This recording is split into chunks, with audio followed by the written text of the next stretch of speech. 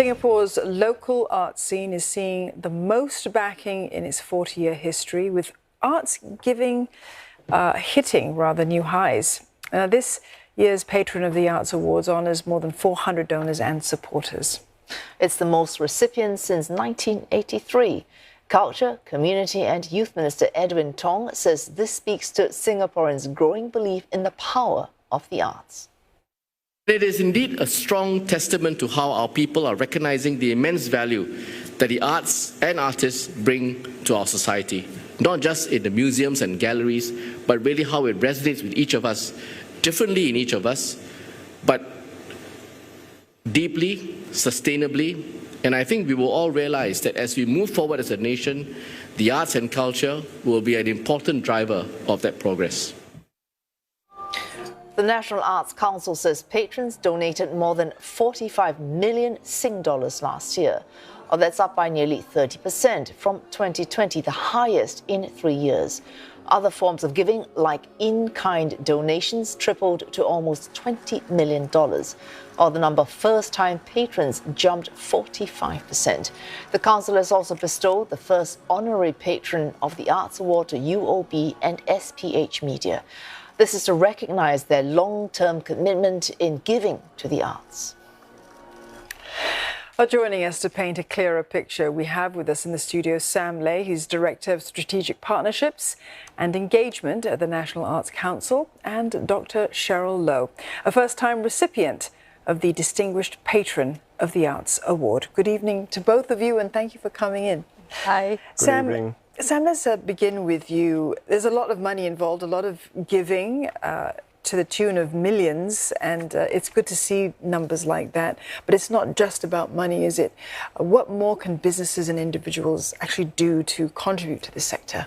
I think it's a very exciting period for us at this time around. And if you look at, from Patrons of the Arts Awards, right, we're seeing a significant increase in terms of the contributions and the awardees that's present this time around. But what's even more interesting for us is to understand, that in terms of giving-wise, we're looking at strong giving, but at the same time also the diversity in terms of the giving as well. We're looking at more, aside from cash donations, we're also seeing patrons donating in terms of other forms. For example, JPL consultants, for example, they contributed very strongly in terms of engineering services and all that to support, in this case, Singapore Arts Museum for the Singapore Biennale. So, and there are also other patrons that comes in to support, from, providing transport tickets and all this to really sort of come in and chip in to boost the philanthropy scene for the arts. So we're very excited about that. All right, let's get a concrete example. Dr. Cheryl Low, you're a first-time recipient of the Distinguished Patron of the Arts Award, linked to a supporter of a small arts business, specifically Deck Art Photography Centre. I did look it up online, but I would like you to very quickly summarize what it is and how you have contributed to, I suppose, the existence and the continued flourishing of this centre. Sure. Well, Deck is an independent art photography space, so it promotes photography as a media. Not just plain photography like print photography, but also film media artworks. I think this is definitely in the contemporary art space. So it runs exhibitions as well as educational programs and outreach. So not just supporting the artists, but also the whole art ecosystem that brings an artist from new graduates all the way to producing really good quality exhibitions of international artists and bringing that to our public. So my husband and I have supported Deck for quite a few years now. It's grown slowly over the years until this year. They've always been in a space in Prinsep Street. What do you do? Well, firstly, of course, there's monetary donations, but also we find that art spaces, and really to make your monetary donation go further, it is to invest in understanding what they do, promoting it in terms of talks appearing here, definitely. Asking them questions, really sometimes engaging the people who run the space to push them to do, to explain themselves better. And I think they do a very good job, and we have really enjoyed those engagements. I think for donors also, it is to push ourselves to learn more on our own about the media, about the history of photography, and about what the artworks can say to us and can speak to our times. So there's money, there's time, and there's a certain effort that we put in, and I think it goes both ways. We've given to them, and they've given to us as well. So, Dr. Loh, I mean, you've done so much to support these small art projects, and they seem, I mean, they're in a way niche, maybe not so well understood by the wider sort of audience of people who might want to appreciate art. What drew you to specifically focus on that group? I mean, it starts small, I think, and because my husband and I, we collect art, we collect contemporary Singaporean and Southeast Asian art in a broader sense, not just photographs. I think what drew us to DEC as a space is that they are really committed to their art form, and they're really, when they say they are interested in it, they are really engaged in it in all aspects of it. I think that the work they do is of a very high quality, and that's very attractive to us. I think when we enjoy their shows, we feel that we've learned a lot. And sometimes after many years, it does come back into the form of giving to them specifically. Yeah, Mr. Leh, we've just heard essentially what Dr. Loh and husband have been multiplier effects on it. A sum of money becomes much more than just a sum of money. And that may have to do with, for example, you're saying it's not just print photography, film on the digital space as well. So all this has changed in accordance with how our media has changed as well. So do you see the giving of money to ensure that art continues to exist in our society?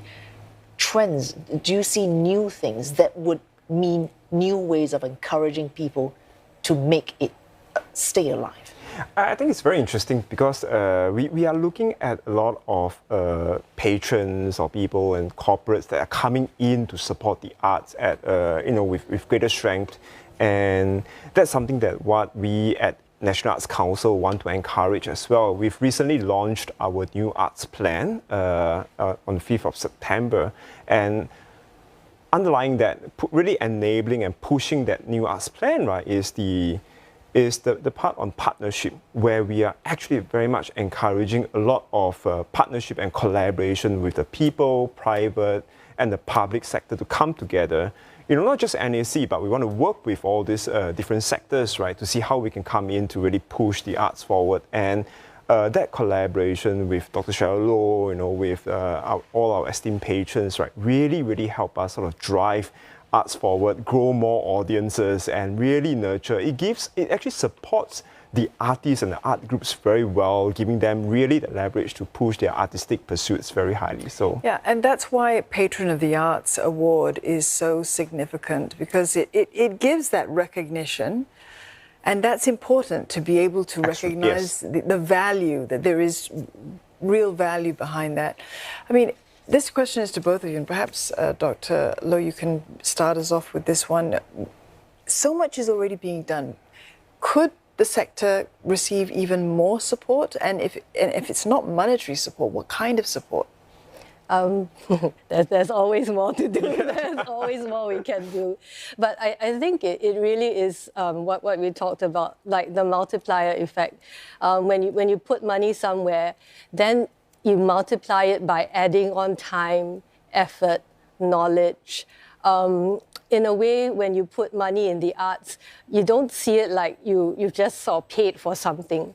Actually, because the arts are a creative industry, what you put in, you get so much more out of them. And so you create a generative effect. And this is, I think, the difference between giving to art and, say, buying a painting. Right, where you're really putting in, it's a very idealistic thing, I think, but I think we want to be idealists, and there is a space in our society for idealism.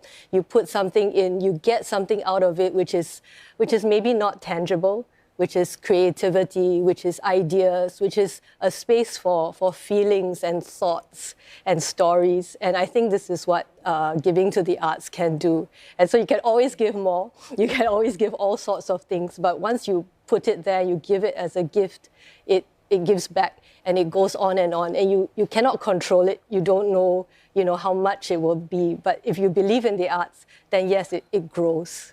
Mr. Lay, the multiplier effect sounds pretty good. It does, yeah. This year, our theme for the Patron of the Arts Awards is the gift of giving, and we see a lot of that in a way that, when a patron donates to the art, right, it also acts as a catalytic approach. It actually enables an artist to really kick off their artistic pursuit, their projects, and all that. So that effort of giving really helps us to sort of have a good kickstart to the arts. Yeah. All right, thanks so much, Mr. Sam Lay, Director of Strategic Partnerships and Engagement at the National Arts Council, and Dr. Cheryl Low, a distinguished patron of the Arts Award winner. Thanks so much, both of you, for coming in this evening. Thank you. Thank you.